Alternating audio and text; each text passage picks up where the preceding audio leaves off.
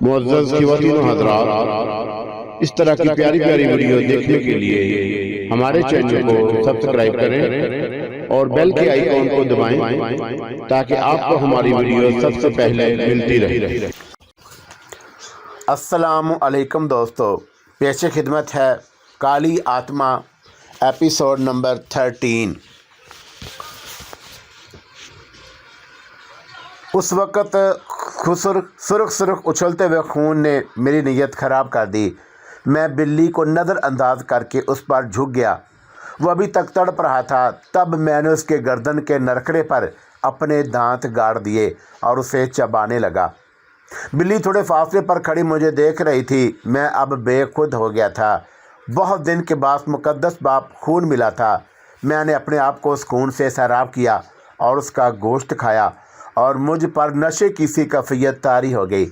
मेरी आंखें खुद ब खुद बंद होने लगीं और मैं गहरी नींद सो गया।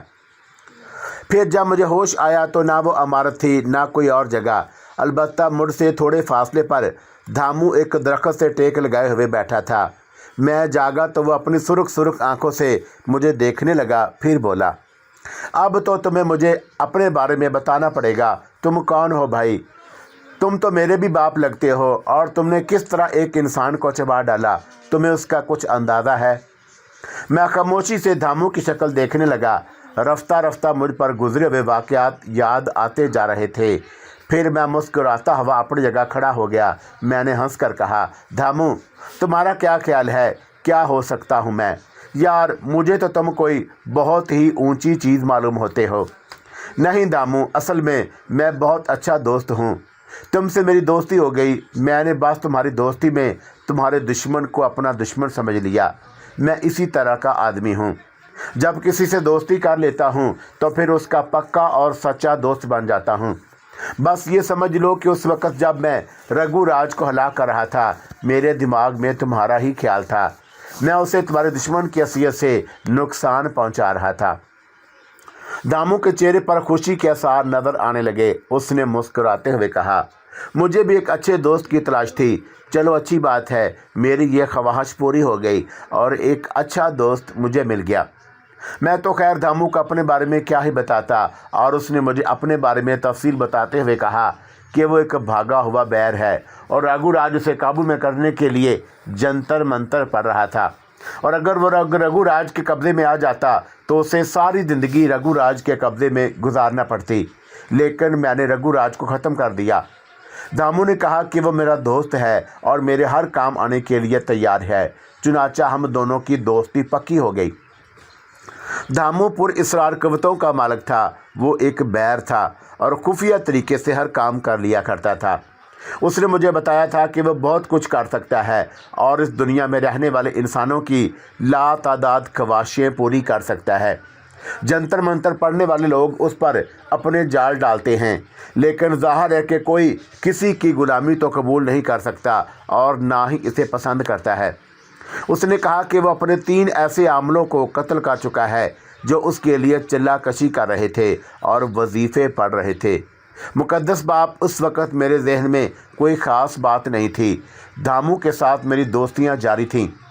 कई ऐसे वाक़यात पेश आए। मसलन एक मरतबा मैं समुंदर के किनारे चहलकदमी कर रहा था। मैंने एक हसीना को देखा। इस कदर हसीन थी कि वह मुकद्दस बाप के मेरा तो दिमाग ही ख़राब हो गया। वो बहुत मगरूर थी। बहरहाल मैंने उसके पास जाकर उससे मोहब्बत का इजहार किया। नतीजे में उसने पहले खुद मेरी पटाई की और उसके बाद उसके मुलाज़िम आ गए। खैर, मैं अगर चाहता तो सांप बनकर उन्हें डस सकता था, लेकिन ज़रा सी बात पर अपने आप को सामने नहीं करना चाहिए। ये बात तुमने ही मुझे बताई थी मुकद्दस बाप। चुनाचा बर्दाश्त करके रह गया। दिल में यही फैसला किया था कि मैं इनको रात को पहले इनके ग़ुलामों को डस लूँगा। इस लिहाज से मैंने धामू से कहा कि वो उनका पीछा करके उनकी रिहाइशगाह मालूम करे। तो धामू ने मुझसे कहा, तुम करना क्या चाहते हो, मुझे बताओ। धामू, उन्होंने मेरी बेइज्जती की है, मैं उन्हें हलाक कर दूंगा। बड़ा आसान काम है, लेकिन तुम उस लड़की की तरफ मतवज्जा क्यों हुए थे? यार, वो मुझे अच्छी लगी थी। तो धामू से कहा होता ना, क्या करते तुम? रात को बताऊंगा। और रात को उस वक़्त जब मैं अपनी ख्वाबगाह में दिन के वाक़े पर गौर कर रहा था تو میرے کمرے کے دروازے پر دستک ہوئی۔ میں نے دروازہ کھولا تو وہی حسینہ سامنے کھڑی ہوئی تھی اور اس کے چہرے پر شرمندگی اور معذرت کے آثار تھے۔ اس نے گردن جھکا کر کہا، تم سے معافی مانگنے آئی ہوں، مجھے نہیں معلوم تھا کہ تم اتنے بڑے آدمی ہو۔ میں تو حیران رہ گیا۔ دھامو کی قوتیں آہستہ آہستہ مجھ پر کھلتی چلی گئی۔ واقعی وہ انسانوں کے ذہن تسخیر کر سکتا ہے، اور مقدس باپ، کوئی ایسا شخص یا کوئی ایسا کردار جو انسانوں کے دماغ کو اپنے قابو میں کر سکے، اگر دوست بن جائے تو تم خود سوچو کہ کتنی آسانی ہو سکتی ہے اس دنیا میں گزارنے کے لیے۔ بہرحال مقدس باپ، میری اور دھامو کی دوستی چلتی رہی۔ پھر ایک دن جب دھامو میرے کمرے میں ہی سو رہا تھا، رات کے کسی حصے میں اچانک میری آنکھ کھل گئی اور میں نے ادھر ادھر دیکھا۔ دھامو سامنے والے مسیری پر سو رہا تھا اور اس نے گردن ٹیڑھی کی ہوئی تھی اور اس کی گردن کی رگ مجھے پھولی ہوئی نظر آئی۔ اس رگ میں خون کی روانی تیز تھی۔ چونکہ سوتے سے جاگا تھا، اس لیے یہ خیال نہ رہا کہ کون دوست کون دشمن۔ اپنی جگہ سے اٹھا اور دھامو کے پاس پہنچ گیا۔ میں نے اس کی گردن کی رگ پر ہونٹ رکھے اور میرے دانت اس کی گردن کی رگ میں پیوست ہو گئے۔ مقدس باپ، ایک عظیم تجربہ بھی تھا۔ ظاہر ہے کہ تکلیف سے دھامو جاگ گیا۔ وہ پر اسرار قوتوں کا مالک تھا، ایک طاقتور بیر تھا۔ میرے اور اس کے درمیان طاقت آزمائی ہونے لگی۔ یہ تو میں نے بہت بعد میں سوچا تھا کہ دھامو جیسا طاقتور پر اسرار وجود میرا کچھ نہیں بگاڑ سکا۔ اس نے اپنی تمام تر جسمانی قوتیں استعمال کی، مجھے زہر کرنے کی کوشش کی، لیکن اس میں کامیاب نہیں ہو سکا۔ چونکہ اس وقت میرے منہ کو خون لگا ہوا تھا، اچانک ہی دھامو نے اپنا عمل شروع کیا اور ایک دم سے اس کا قد چھوٹا ہونے لگا۔ اس کو یہی اپنے بچت کا ذریعہ نظر آ رہا تھا کہ شاید قد چھوٹا کر کے وہ میری گرفت سے نکل جائے گا۔ لیکن مقدس باپ، میں نے اسے جکڑ رکھا تھا۔ اس نے اپنی یہ کوشش تو کر تو لی تھی، لیکن یہ بھی اس کے حق میں ہی نقصان دہ ثابت ہوئی، کیونکہ اس کی جسمانی قوتیں بھی کم ہو گئی تھی اور تھوڑی ہی دیر کے بعد میں اسے چٹ کر گیا۔ وہ میرے جسم میں داخل ہو چکا تھا مقدس باپ، اور مجھے اس بات کا اندازہ نہیں تھا کہ اس چھوٹے ننھے سے وجود کو کھا جانے سے مجھے کیا ملا۔ میں تو اپنی وحشت، اپنی طلب میں دھامو کو کھا گیا تھا، لیکن بعد میں ایک دلچسپ واقعہ پیش آیا۔ دھامو کی آواز مجھے اپنے کانوں میں سنائی دی، میں تمہارے معدے میں موجود ہوں، تم نے میرے ساتھ دھوکہ کیا ہے۔ میں نے معذرت امیز لہجے میں کہا، نہیں دھامو، ایک بار تم نے مجھ سے پوچھا تھا کہ میں کون ہوں۔ میں نے اس وقت تمہیں حقیقت نہیں بتائی تھی۔ در حقیقت میں ایک آدم خور قبیلے سے تعلق رکھتا ہوں اور آدم خور ہوں۔ جب انسانی خون اور انسانی گوشت کی طلب مجھے ہوتی ہے تو میں ہر جذبے سے بے نیاز ہو جاتا ہوں۔ اس وقت میرے ذہن میں نہ دوستی رہتی ہے نہ دشمنی۔ مجھے بس ایک ضرورت محسوس ہوتی ہے، وہ یہ کہ میں کسی کو فنا کر دوں، کسی کو کھا لوں۔ مگر تم میرے اندر سے بول رہے ہو، ہاں، اب میں ہمیشہ تمہارے اندر محفوظ رہوں گا۔ تم نے تو میرے ساتھ جو کچھ کیا ہے سو کیا ہی ہے، لیکن میں یہ نہیں سمجھتا تھا کہ تم میرے ساتھ یہ سلوک کرو گے۔ مگر میرے پیارے دوست، اب میں کیا کروں؟ کیا تم مجھے اگل نہیں سکتے؟ یہ مجھے نہیں آتا، مگر میں تم سے آزادی حاصل کرنا چاہتا ہوں۔ یہاں میں بڑی قید محسوس کر رہا ہوں۔ اگر کوئی بہتر طریقہ میرے علم میں آیا تو میں تمہیں دوستی کے طور پر آزاد کر دوں گا۔ مگر مقدس باپ، ایسا کوئی ذریعہ میرے ہاتھ نہیں آیا۔ دھامو کبھی کبھی میرے اندر سرکشی کرتا ہے، میرے معدے میں ضربے لگاتا ہے، چیختا ہے، چلاتا ہے، راتوں کو مجھے سونے نہیں دیتا۔ لیکن میں بھی اسے اذیت دینا جان گیا ہوں۔ کوئی بھی ایسا عمل کر لیتا ہوں جو اسے نقصان پہنچائے۔ دھامو چیختا ہے، چلاتا ہے، اور میں اس سے اپنا کام کرا لیتا ہوں۔ یہ قوت مجھے حاصل ہو گئی ہے۔ اوگلوس اور دوسرے لوگ حیرانی سے یہ باتیں سن رہے تھے۔ شوگر نے تو واقعی کمال کر دیا تھا، اوگلوس نے کہا۔ اس طرح تو یہ ہر کام کر لیا کرتا ہوگا۔ ہاں مقدس باپ، بڑا فائدہ ہے مجھے، شوگر نے مسرت بھرے لہجے میں کہا۔ کاش مجھے بھی کوئی ایسی ہی قوت مل جاتی۔ انہوں نے لاروا کی طرف دیکھا۔ لاروا ہنسنے لگا، پھر بولا، اپنے بارے میں بھی بتا دوں گا مقدس باپ، لیکن ابھی میں نے ایسا کوئی قابل ذکر کارنامہ سر انجام نہیں دیا ہے۔ البتہ میں اس خوش قسمت آدمی کے بارے میں سوچ رہا ہوں جس کا نام شوگن ہے۔ اس نے کیا مزے لوٹے ہیں۔ ویسے مقدس باپ، اماوس کی پہلی رات کا یہ جشن مجھے پھیکا پھیکا لگ رہا ہے۔ کیوں؟ آکاش کے اس میں ہماری پسند کا جشن بھی ہوتا، مطلب کوئی ایسا انسان جسے ہم سب مل کر کھاتے۔ ابھی لاروا کے منہ سے یہ الفاظ نکلے ہی تھے کہ اچانک انہیں ایک آہٹ سنائی دی۔ اوگلوس نے گردن اٹھا کر دیکھا اور پھر اس کے ہونٹوں پر مسکراہٹ پھیل گئی۔ اس نے کہا، میرے پیارے بچوں، تم لوگ کتنے ہی آگے کیوں نہ بڑھ جاؤ، میں بہرحال تمہارا باپ ہوں۔ میں نے اس جشن کا انتظام کیا ہے، دیکھو وہ آ رہا ہے جو تمہاری یہ خواہش پوری کر دے گا۔ اس نے سامنے اشارہ کیا۔ شوکت خان نے اپنے ذہن میں ہزاروں خواب بنا لیے تھے۔ گھر کے تمام لوگ اسے ناکارہ، نکما اور نکھٹو سمجھتے تھے۔ اسے خود بھی احساس تھا کہ وہ اپنے بھائیوں کے سر بیٹھا کھا رہا ہے۔ ذمہ داریاں تو سب کی برابر ہوتی ہیں۔ بڑے بھائی کے بچے بھی تھے اور وہ بیچارہ خود اپنی مشکلات کا شکار رہتا تھا۔ انہیں دیکھ کر بے شمار بار شوکت خان کے ذہن میں ایک خیال آیا تھا کہ اگر اسے دولت حاصل ہو جائے تو اپنے بھتیجے بھتیجیوں کو بالکل سامنے کی کوٹھی والوں کی طرح پروان چڑھائے، انہیں شاندار کار میں اسکول بھجوائے، بھابھی کے لیے خوبصورت لباس لے کر آئے، بڑے بھائی سے کہے کہ یہ محنت مزدوری چھوڑو، عیش و عشرت سے رہو، میں ہوں نہ کمالے والا۔ ایسے خواب وہ اکثر راتوں کو آنکھیں بند کر کے دیکھا کرتا تھا، لیکن جانتا تھا کہ صبح ہوگی تو یہ خواب دن کے بے نور اجالے میں دھل جائیں گے اور ان سے کوئی حاصل نہ ہو سکے گا۔ لیکن اب نہ جانے کیوں اس کے دل میں امنگوں کا طوفان آ گیا۔ اس نے ان سارے خوابوں کو سچ کرنے کا فیصلہ کر لیا تھا۔ اسے ایک ایسا عمل مل گیا تھا جس سے وہ جن کو قابو میں کر سکتا تھا، اور جن قابو میں آ جائے تو بھلا اس کے بعد کسی اور چیز کی کیا کمی رہتی ہے۔ چنانچہ وہ بوڑھے بابا کے بتائے ہوئے وظیفے کو پورا کرنے کے لیے ناگ منڈل کو تلاش کرتا ہوا یہاں تک آ گیا تھا۔ حالانکہ اماوس کی رات بہت خوفناک تھی، ہر طرف ہو کا عالم طاری تھا، اور ایسے میں ناگ منڈل کے کھنڈرات بے حد خوفناک لگ رہے تھے۔ یہ سب کچھ بڑا بھیانک اور سنسی خیز تھا، لیکن شوکت خان دل پر پتھر رکھے اس بھیانک ماحول میں داخل ہو کر آخر کار کھنڈر میں پہنچ گیا تھا۔ یہ کھیل اوگلوس نہیں کھیلا تھا، اور نیلم پوائنٹ کے دریا پر بوڑھے بابا بن کر اس نے اس شخص کو اماوس کی رات کے لیے پکار لیا تھا، پکا کر لیا تھا۔ یہ ایک لمبی پنالنگ تھی، وہ اسے یہاں تک لانا چاہتا تھا تاکہ اپنے بچوں کے ساتھ مل کر خون اور گوشت کے مزے چکھ سکے۔ دنیا کے پر اسرار ویرانوں میں بسنے والے یہ قبیلے ان ویرانوں کی حد تک تو جادوگری اور آدم خوری کرتے تھے، لیکن اب مہذب دنیا پر ایک خوفناک جادوگر، اور وہ بھی آدم خور کی بلا نازل ہو گئی تھی، اور ہزاروں انسانوں کی زندگیاں ہلاکت میں پڑ گئی تھیں۔ اوگلوس نے جادوگری سے سانپوں کے قبیلے سے دوستی کر لی، اور اب کوئی سانپ بھی اسے دیکھ کر یہ نہیں کہہ سکتا تھا کہ یہ سانپ نہیں ہے۔ یہی کیفیت اس کے پورے خاندان کی تھی۔ ان کی صفات، ان کی شخصیتیں، سب کچھ سانپوں جیسی ہو گئی تھی۔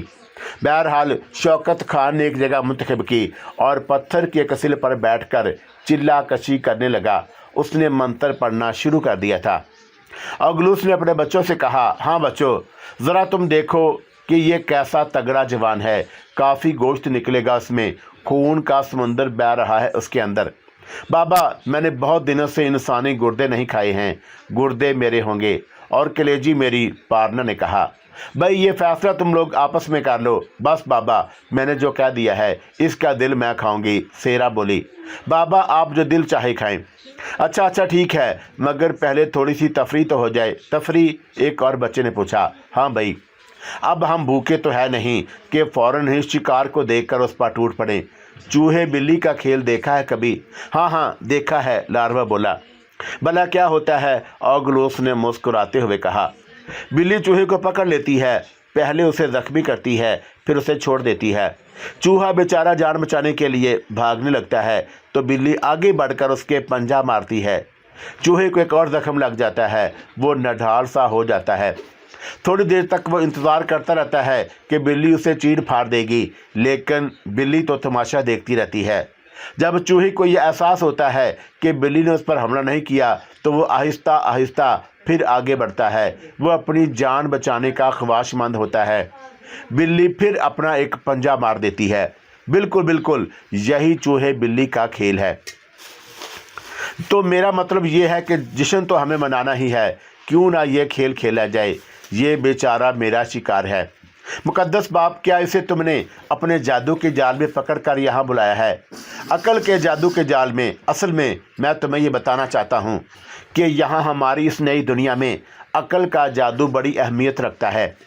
वैसे ये लोग भी अकल के बहुत बड़े जादूगर हैं। तुम देखो ना क्या क्या ऐजाद कर लिया इन लोगों ने, ज़िंदगी को कितना आसान बना दिया है। बहरहाल इन पर काबू पाने के लिए बड़ी अकल दरकार होगी। हमें इन पर फौकियत हासिल है कि हम अपने आप को सांपों में तब्दील कर सकते हैं, ये नहीं कर सकते। अच्छा खैर छोड़ो इन बातों को। तुम लोगों ने अपने बाप से जब भी कोई फरमाइश की, तुम्हारे बाप ने उसे पूरा किया। तुम में से एक ने ख्वाहिशदार की, कहा कि अमावस की इस रात जब हम सब 1 साल के बाद मिलकर बैठे हैं तो जश्न भी होना चाहिए। ये भी हमारी रवायत बन गई, हमेशा हमेशा के लिए। लेकिन अगली अमावस की रात अपना शिकार तुम में से कोई लेकर आएगा, क्या समझे?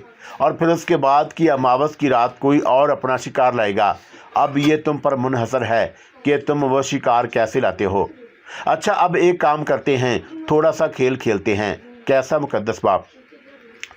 ये इस दुनिया का इंसान जो चिल्ला कशी कर रहा है, इसकी ख्वाहिश है कि एक जिन उसके कब्ज़े में आ जाए और जिन से वो अपनी हर आरज़ू पूरी करे।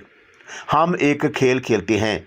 तुम में से कोई एक लड़की उसके सामने जाएगी, थोड़ी देर के बाद उसे कहेगी कि वो उसके मंत्र के जवाब में आई है। वो हैरान होगा और सोचेगा वो तो जिन को कब्ज़े में कर रहा था। फिर लड़की उससे बातें करेगी और फिर उसके बाद शोगन या कोई और जिन बनकर उसके सामने जाएगा। हम ज़रा देखेंगे कि इस इंसान की ख्वाहिशें क्या होती हैं, क्या तमाशा करता है ये। बड़ा लुत्फ़ आएगा। वो सब इस खेल के लिए तैयार हो गए जिसका डायरेक्टर ओगलूस था। उधर शौकत खान अपनी धुन में मस्त बेतुका मंत्र पढ़ रहा था, जो सिर्फ बकवास के अलावा कुछ नहीं था। दिल में तरह तरह के ख्यालात थे। बस अब कुछ देर रहती है जब उसकी सारी आरज़ुएं पूरी हो जाएंगी। आलीशान घर, आलीशान कार, बड़ा बैंक बैलेंस और उसके बाद ज़िंदगी के सारे ऐशो इशरत। बहुत अरसे पहले वो किसी काम से जा रहा था कि मस्जिद के मौलवी इब्राहिम साहब उसे मिल गए। मौलवी इब्राहिम से उसकी अच्छी सलाम दुआ थी। उसने सलाम किया तो मौलवी इब्राहिम ने उसे दुआएं देते हुए कहा, आओ बेटा बैठो। तुम्हारे बड़े भाई से मुलाकात हुई थी, बता रहा था कि तुम कोई काम काज नहीं करते। बेटा ऐसा क्यों करते हो? दुनिया में ज़िंदगी गुजारने के लिए मेहनत तो करना पड़ती है, क्यों अपने भाइयों को हाथ नहीं बटाते तुम? ये बात तो बड़ी बुरी बात है। मेरा भाई तो पागल है मौलवी साहब, वो असल में मुझे जानता नहीं है, समझ नहीं पाया है। बात असल में ये है मौलवी साहब कि मैं ऐसे छोटे मोटे कामों के लिए पैदा ही नहीं हुआ हूँ। मुझे तो किसी बड़े काम के लिए इस दुनिया में भेजा गया है।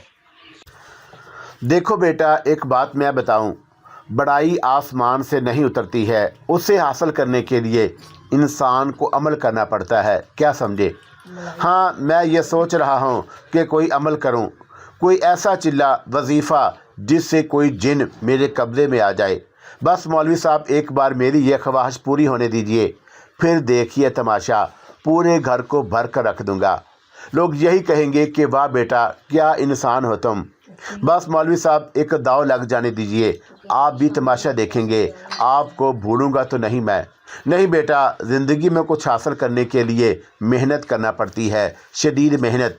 ये ख्वाब देखना छोड़ दो।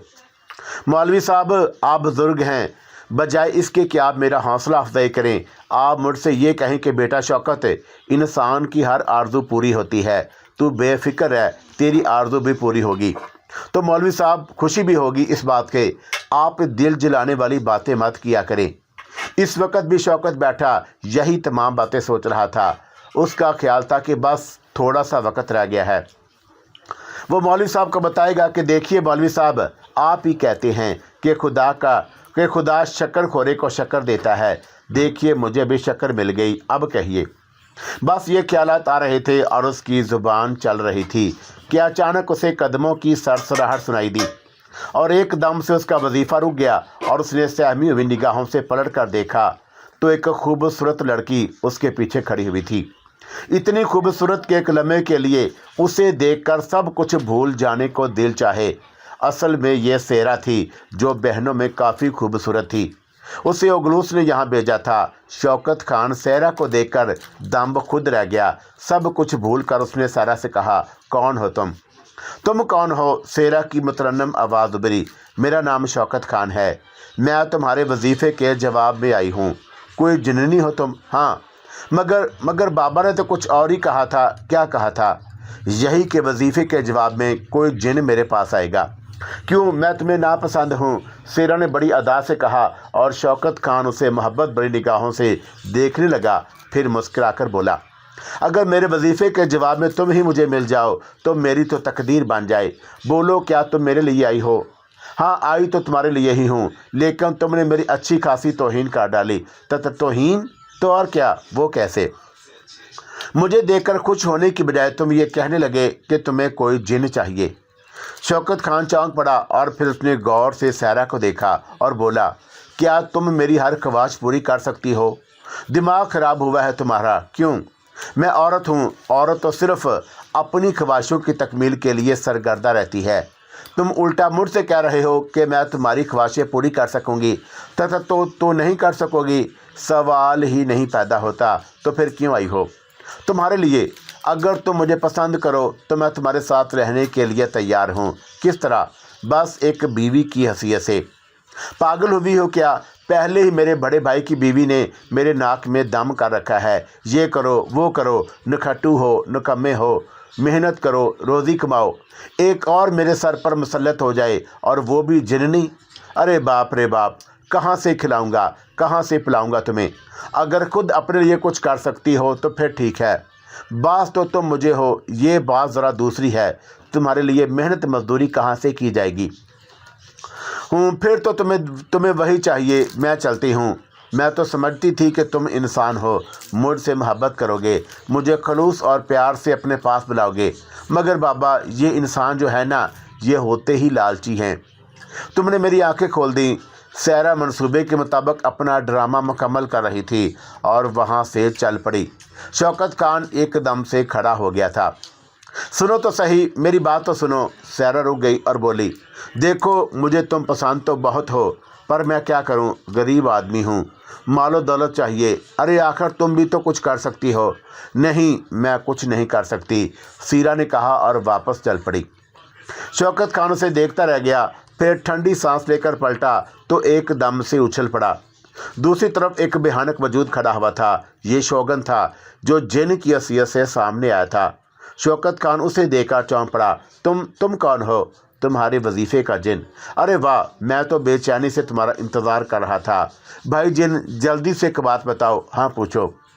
अभी एक लड़की यहाँ से गई है, वो अपने आप को जिन्नी बताती है। यार, वो मुझे बहुत पसंद है। क्या तुम उसे ला सकते हो? ना सिर्फ वो, बल्कि उसका पूरा ख़ानदान यहाँ आ जाएगा मेरे आका। आप फ़िक्र क्यों करते हैं? ये हुई ना मर्दों वाली बात। अब मज़ा आएगा। जिन तो मेरे कब्ज़े में आ गए हो। शौकत खान बोला, हाँ बिल्कुल। दुनिया की हर चीज़ मुझे दे सकते हो? बिल्कुल दे सकता हूँ। दौलत, अंबार लगा दूंगा तुम्हारे सामने। घर, बंगला, कार, सारी चीज़ें तुम्हारी खुशी के मुताबिक हो जाएंगी। वाह यार, ज़रा जल्दी से जाकर उसे रोको, बिगड़ कर गई है। और उसे बुलाकर मैं उससे ये कहना चाहता हूँ कि वो मुझे पसंद है। अब जब कि तुम मिल गए हो तो बाकी परेशानियाँ भी ख़त्म हो गई हैं। यार ज़रा जाओ ना यहाँ से। मैंने कहा ना मेरे आका, मैं उसे उसके पूरे ख़ानदान समेत यहाँ ला सकता हूँ। तो ले आओ ना यार। यहाँ खड़े खड़े मेरा दिमाग क्यों चाट रहे हो? शौकत खान ने कहा और शौगन उस तरफ चल पड़ा जिधर सेरा गई थी।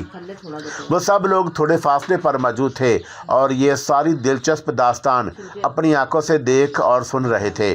सब के सब हंस रहे थे और गुलूस ने हंसते हुए कहा, वाह बेटा शौगन, क्या अच्छा काम किया तुमने। चलो अब हम सब सेरा के ख़ानदान की हैसियत से चलते हैं। उन्होंने आगे की जन्म कदम बढ़ा दिए। शौकत खान दिलचस्पी से उसकी तरफ देख रहा था जिधर शौगन गया था। शौगन निगाहों से उज्जवल होकर उभरा तो उसके साथ बहुत से लोग थे। अंधेरों के बावजूद उनके नकोश अच्छे खासे नुमाया थे और जब वो करीब पहुँचे तो शौकत खान ने गुलूस को पहचान लिया और हैरानी से बोला, अरे बाबा, तुम यहाँ कहाँ से आ गए? मैं तो तुम्हारा बताया हुआ वजीफ़ा ही पढ़ रहा था। वजीफ़ा पूरा कर लिया तुमने? हैं? पूरा तो नहीं किया बाबा जी, अभी तो थोड़ा सा बाकी है। अरे बाप, वजीफ़ा तो पूरा भी नहीं था। ये जिन्नों का पूरा ख़ानदान मेरे पास। लेकिन बाबा जी, क्या तुम भी जिन हो? बेवकूफ़ के बच्चे, तुमने वजीफ़ा पूरा नहीं किया और पड़ गया दूसरों के चक्करों में। ज़ाहिर है तुझे उसकी सज़ा तो मिलेगी। अरे नहीं बाबा जी, सज़ा नहीं बाबा, मैं अभी वजीफ़ा पूरा किए लेता हूँ। यही तो बेटा वजीफ़े की पहचान होती है। तू धोखा खा गया, और जो एक बार धोखा खा जाए तो फिर वो कहाँ बचता है। चलो भाई, काम शुरू करो। और फिर अचानक की शोगन और उसके दोनों भाइयों ने लंबे छुरे निकाल लिए। अगलूस और लारवा छुरे हाथ में लेकर शौकत के गिर्द रक्स करने लगे। वो बहुत खौनख्वार नज़र आ रहे थे। लड़कियां हंस रही थी। सारा ने आगे बढ़कर कहा, हाँ भाई, क्या ख्याल है, जिन्नी चाहिए या जिन? अरे बाबा, कुछ नहीं चाहिए, बचा लो मुझे इनसे, मेरी जान बचा दो, शौकत कहने लगा। अचानक ही पारना ने सलोना की तरफ देखकर कहा, तुझे क्या हो रहा है सलोना? तू क्यों चुप हो खड़ी हुई है? नहीं, कुछ नहीं, बस ऐसे ही तुम लोगों का तमाशा देख रही हूँ। तुझे इस तमाशे में लुत्फ़ नहीं आया? नहीं, मुझे लुत्फ़ नहीं आया। ये अजीब नहीं होगी मुक़द्दस बाप, यहाँ रहकर कैसी कमज़ोर सी लग रही है। कुछ खाती पीती भी नहीं क्या? सब कुछ खाती पीती है, बस इस वक्त कुछ सुस्त हो गई है। वो सब रक्स कर रहे थे और शौकत के गिर्द नाच रहे थे। फिर अचानक ही शौगन ने शौकत पर पहला वार किया। बड़ा भरपूर वार था। शौकत की शहर कट गई। उसके हलक से कटे हुए बकरे की तरह आवाज़ निकली और वो ज़मीन पर गिर कर तड़पने लगा। वो सब शहद की मक्खियों की तरह उससे चिमट गए थे। शौकत जिंदा था, मरा नहीं था। वो क्योंकि एक जानदार नौजवान था, इसलिए हाथ पैर भी चल रहे थे और पाँव भी। लेकिन मारने वाले जो खून को देखते ही बेखुद हो जाया करते थे। शौकत पर भूखे बेड़ियों की तरह टूटे हुए थे, उसे बम्बोड़ रहे थे। शौकत ने अपनी आंखों से अपनी गर्दन का गोश्त नोचते हुए देखा। फिर किसी ने उसके बाजू पर मुंह मारा और उसकी हलक से दिल खराश आवाज़ें निकलने लगी। फिर किसी ने उसके सीने का गोश्त चबा डाला। वो लोग उसे भंबोड़ रहे थे और वो अपने आप को बचाने की कोशिश कर रहा था। बहुत ज़ख्म लग चुके थे और उसके सारे वजूद पर, पाँव की पिंडलियों पर, बाजुओं पर कोई उसकी उंगली चबा रहा था तो किसी ने उसकी आंखें निकाल ली थीं। लेकिन सलोना मुंह फेरे हुए खड़ी थी। जानवरों की तरह शौकत को खाने वाले को उस वक़्त और कोई ख्याल नहीं रहा था। वो सलोना को भी भूल गए थे। लेकिन सलोना के ज़हन में उस वक़्त एहसान था, एहसान जो उसी दुनिया का एक इंसान था जिससे वो मोहब्बत करती थी, बेपनाह मोहब्बत। अब एहसान के सिवा की ज़िंदगी में और कुछ नहीं रहा था। वो उस खून अशामी से नफ़रत करती थी।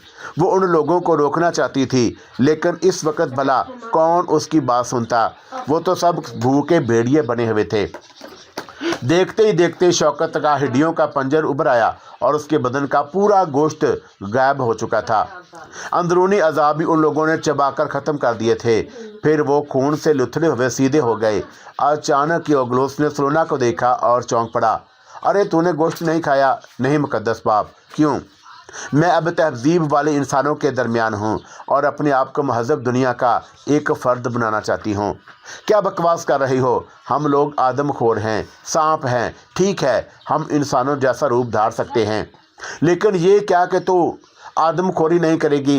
पागल कहीं की। अरे अब तो कुछ बचा भी नहीं। मुक़द्दस बाप, मैं आदमखोरी नहीं करूँगी, ये मैं तुम्हें बता चुकी हूँ, सलोना ने कहा और गुस्से से पाँव पटकती हुई आगे बढ़ गई।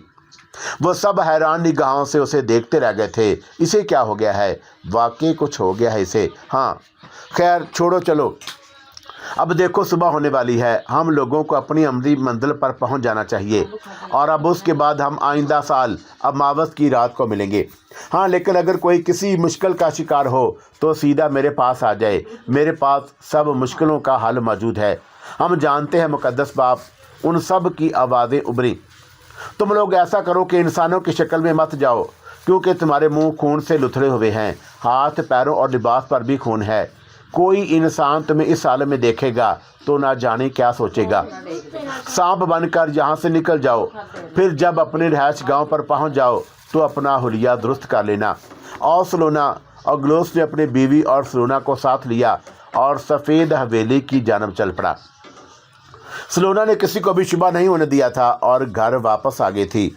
ओगलूस और उसकी बीवी अपने तमाम बच्चों के मिल जाने से बेपनाह खुश थे। सलोना तो उनके पास रहती ही थी। आज का ये जश्न बेमिसाल था। रास्ते में ओगलूस ने अपनी बीवी से कहा था, मुझे तो ये लगता है कि जैसे ये नई दुनिया हमारे लिए बड़ी खुशियों का पैगाम हो। बड़ा अच्छा लगता है अपने बच्चों से मिलकर, बल्कि अब तो मुझे अफसोस है कि मैंने उसमें इतना लंबा वक्फा क्यों रखा। हमें तो हर महीने की एक तारीख मुकर्रर कर लेनी चाहिए। कितना अच्छा लगता, मगर खैर बच्चे भी अपनी अपनी ज़िंदगी निभाने में मसरूफ़ हैं। मुझे तो शोगन पर बड़ी हैरत है और खुशी भी है कि उसने अपने आप को एक जगह महफूज कर लिया। जिस जादू की शख्सियत को उसने अपने वजूद में उतार लिया है, वो उसके लिए बड़ी कार आमद साबित होगी। बहरहाल सलोना को बहुत सी बातों से इख्तलाफ था। उसने आदमखोरी तर्क कर दी थी और वो पहली शख्सियत थी जो इस आदमखोर कबीले में अपना अलग मकाम रखती थी। बहरहाल दूसरे दिन उसकी मुलाकात एहसान से हुई। एहसान ने उसे देखते ही कहा, क्या बात है सलोना, तुम मुझे बहुत उदास सी लग रही हो। नहीं एहसान, कोई ख़ास बात नहीं है, मैं तुमसे एक बात कहना चाहता हूँ। हाँ हाँ कहो।